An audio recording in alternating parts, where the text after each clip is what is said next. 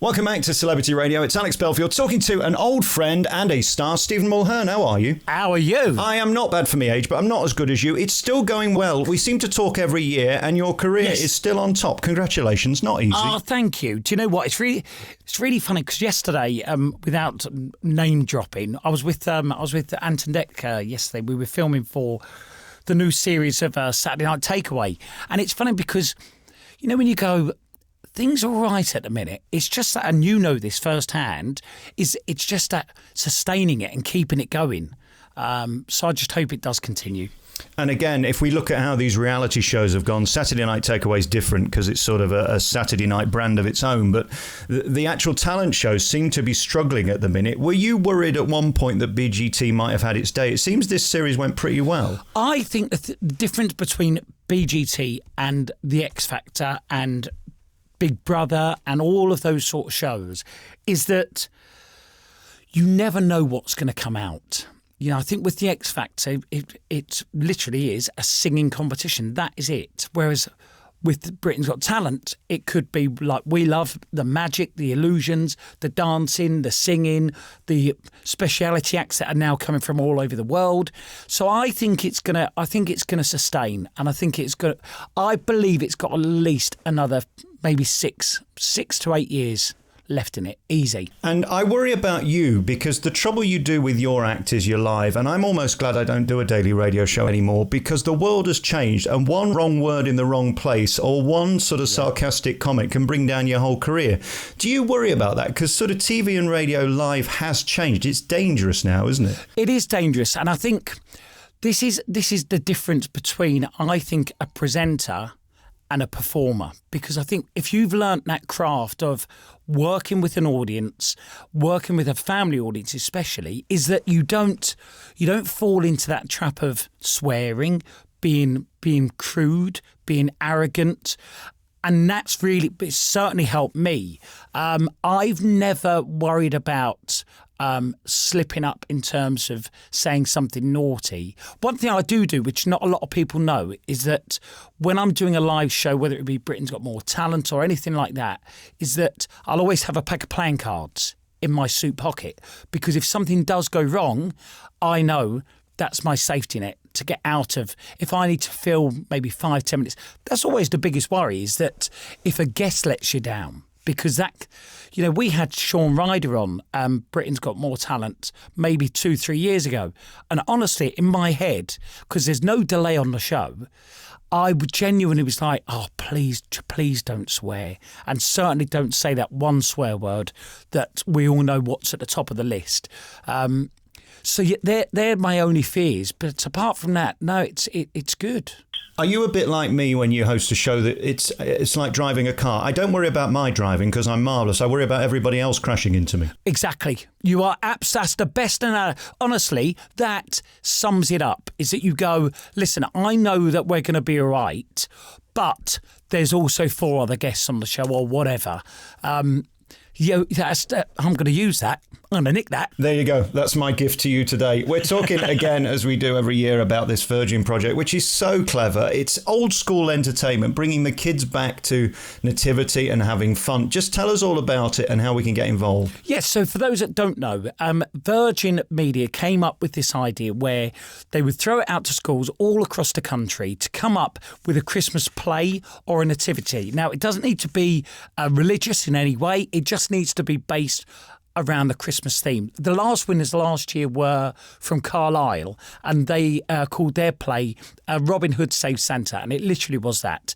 The merry men saving Santa Claus, and then they win the day, and that was what it was all about. But this year they've upped their game because it went down so well last year. This year what they've done is they're not only giving the schools, well, the winning school, £5,000, kitting them out with musical instruments, taking them to the School of Rock, getting them a masterclass with all the cast, plus they will put it on the television. They'll televise it in front of 4 million viewers, and I get to narrate it, so I get to be part of it as well. So I feel very lucky. And again, this is just something we need right now. I noticed the toxicity is even louder than it was this time last year, and for the kids to sort of be involved with something positive is so wonderful, because it's been a tough year for finding happiness in anything, really. I completely agree, and I think if there are any teachers out there right now, or indeed kids that are listening that want to get involved, do you mind if I give you the address? Is that all right, Alex? Of course, absolutely. It's www.virginmedia.com/Christmas, and yeah, it's going to be listen, we'll spend the entire day rehearsing it, and you know what it's like doing live stuff, Alex, but the good thing about what we're going to do is it will all be pre-recorded. So any mistakes, we'll just go back, we'll do it again. So nobody's under any pressure. It's all about having a great time. I went to Skegness, to Butlins earlier on in the year, and went in that theatre where I know you perform. And in the old days, people used to make jokes about cruise ship singers and people who did pontins and places like that. Seems to me this is the new rock and roll. I mean, you've found such a fan base at these places, and it's not surprising because you're doing 2,500 a night. That's bigger than most biggest theatres in Britain. Exactly. And the good thing is, and which was lovely, the last tour I did at the Butlins Resorts, funny enough, is, as you say, it's 2,500 a house, and we then did 2 a day. So over the 3 days that we toured, the Friday, Saturday, Sunday, you would literally be meeting over 15,000 people. It was incredible. And as you say, people can poo-poo the cruise ships, they can do what they want about holiday resorts. Listen, there is no better training ground than them.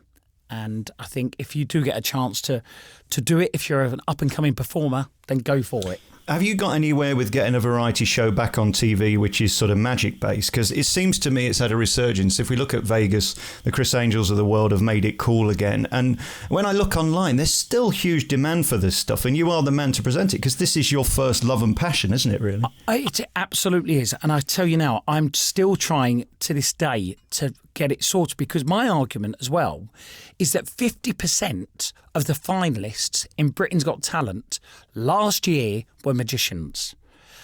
And that says everything, because they are voted for by the members of the public at home that are sat there, the home of ITV in terms of the audience. So if 50% can make it to the final, there is a want for magic. And I think it should absolutely be brought back. Let's lose the reality show for a while, and let's bring proper entertainment.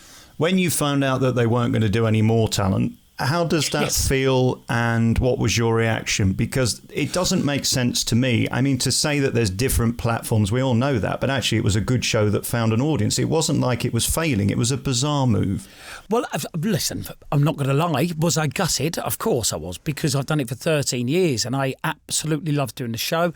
Interestingly, the judges loved it, Anton Deck loved it, and we all had a really good time. But listen, things change. And when it's taken out of your hands and there's nothing you can do, you've just got to take it on the chin and go, look, okay, well, let's crack on and let's move on. Am I gutted it's gone?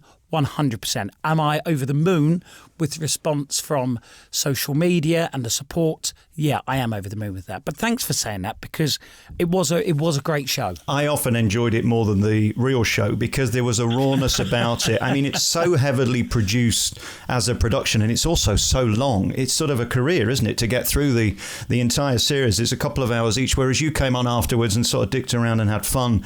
And there was something about seeing those judges who were being real that was utterly compelling. We need more of that, because that's what the public are after. You are absolutely right. And also, I think the other thing is that they were this sort of acts that, when you think back to, Barrymore days, My Kind of People, they were the acts that people would always talk about. Not everybody always wants to see a polished performer. They want to see something quite raw, quite bizarre, and as you say, you never know what to expect, or you never knew what to expect from that show. And that's the only thing I'll properly miss about it. What's going to happen in 2020? What's next on the cards? Because, I mean, you're the go-to guy at ITV. Anton Deck adore you. That's why you're back with Saturday Night Takeaway. What's next for you? So we are filming a new series of In for a Penny, and we're doing a Christmas special, which we film in 2 weeks' time. And then I come back with Saturday Night Takeaway in February and then Catchphrase in April. So touch wood, it's all good. But I'm going to still bang this drum for all of us fellow magicians to try and get something on the telly. Fingers crossed. You're phenomenally talented. We love watching you on the TV and we can't wait to see you back. And in for a penny, I know you were just filming here in Nottingham where I live. The public just love that. And again, there's nothing to it, is there? There's no set, there's no budget. There's just you and your personality and ridiculous jackets. And just silly. But also the silliest of games. The most simplest games. And you go, this is what it's about. This is about getting out with members of the public, having a good time.